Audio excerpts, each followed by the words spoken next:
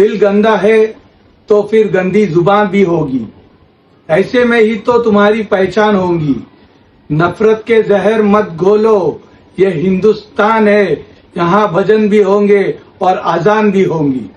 भारत देश के और महाराष्ट्र राज्य के तमाम भाइयों और बहनों, आज मैं आप सबसे एक अहम मुद्दे पर बात करने और आपके सामने एक सवाल लेकर खड़ा हूं।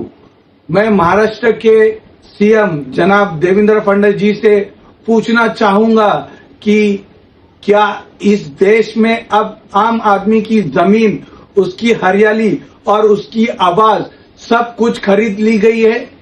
क्या इस देश में आम आदमी की जमीन, प्रकृति, उसका हक अब सत्ता के नशे में डूबे नेताओं के हवाले कर दिया गया है? मैं खालची मुस्लिमवाड़ी, गांव वरवडे, तालुका कणकवली, जिला सिंधुदुर्ग, महाराष्ट्र में जो हमारी वडिलोपार्जित जमीन पर दिन दहाड़े अवैध अतिक्रमण किया जा रहा है, वो सिर्फ कानून की अनदेखी नहीं बल्कि सीधी सीधी तानाशाही चल रही है। इस जमीन पर बिना हमारी एनओसी या अनुमति के अवैध कब्जा किया जा रहा है। दिन में हमारे पेड़ों को पॉकलिन जेसीबी के जरिए काटा जा रहा है, रातों को उसे डंपर में बाहर कर लिया जा रहा है, यहाँ तक कि उन्हें आग तक लगा दी जा रही है बिना अनुमति, बिना किसी सरकारी मंजूरी के जबरन रास्तों का निर्माण किया जा रहा है। और ये सब हो रहा है तब जब उस जमीन पर कोर्ट का स्टे ऑर्डर है। इस पूरे अन्याय के पीछे नाम है महाराष्ट्र सरकार के मंत्री, पालक मंत्री नितेश राणे और उनके साथी वाड़ू माफिया एवं तथा डंपर के मालिक राजेश मधुकर सावंत, वरवडे गांव का उप सरपंच अमूल बोंद्रे, अजीम कुडालकर, सलाउद्दीन कुडालकर का लोगों ने मिलकर पूरे सिस्टम को अपने जूते की नोक पर रख छोड़ा है। आम जनता को और उनकी आवाज दबाने की कोशिश की जा रही है।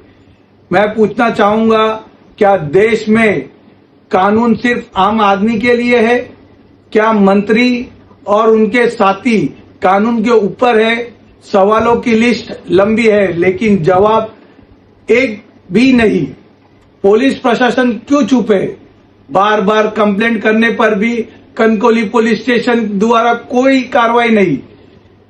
जब कोई अवैध काम चल रहा हो तब कणकवली पुलिस स्टेशन के सीनियर साहब छुट्टी पर चले जाते हैं। कणकवली पुलिस स्टेशन में फोन करे तो वो फोन नहीं उठाते। फोन उठाने पर बोलते हैं कि हाँ भेजते, हम लोग ये करते।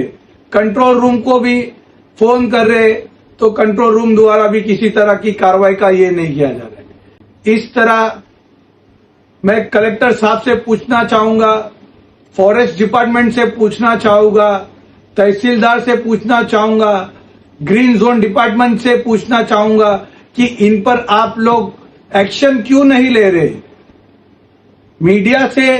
मीडिया इस पर खामोश क्यों है? पेड़ों को काटना, जमीन पर जबरदस्ती कब्जा करना और रातों को समय आग लगाना, ये सब प्रकृति और संविधान दोनों के खिलाफ है। हम महाराष्ट्र के सीएम साहब से विनती करते हैं कि तत्काल इस मामले में एफआईआर दर्ज किया जाए, इलीगल काम में लगाए गए डंपर और पॉकलेन को सीज किया जाए, जितने भी लोग इसमें शामिल हैं उन पर आईपीसी के तहत कार्रवाई हो, कोर्ट के स्टे का उल्लंघन करने वालों पर सिस्टम की अंतिम परीक्षा है। अगर सरकार सच में लॉ एंड ऑर्डर में विश्वास करती है तो इस पर तुरंत और सख्त कदम उठाना होगा। देश में कानून का राज होना चाहिए, मंत्रियों की दादागिरी का नहीं। अगर आज हम सब लोग नहीं बोलेंगे तो कल पेड़ भी नहीं बचेगा, जमीन भी नहीं और सत्य भी नहीं बचेगा। मैं पूरे देश से न्याय की मांग करता हूं। दादागिरी के खिलाफ हम चुप नहीं रहेंगे।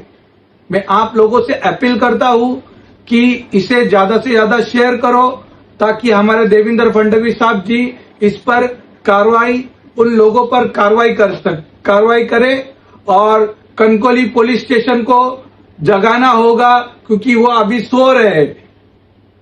कंप्लेंट कर करके थक चुके हैं हम लोग, पर किसी तरह की कार्रवाई नहीं की जा रही है। हमारे सीनियर साहब छुट्टी पर ही रहेंगे।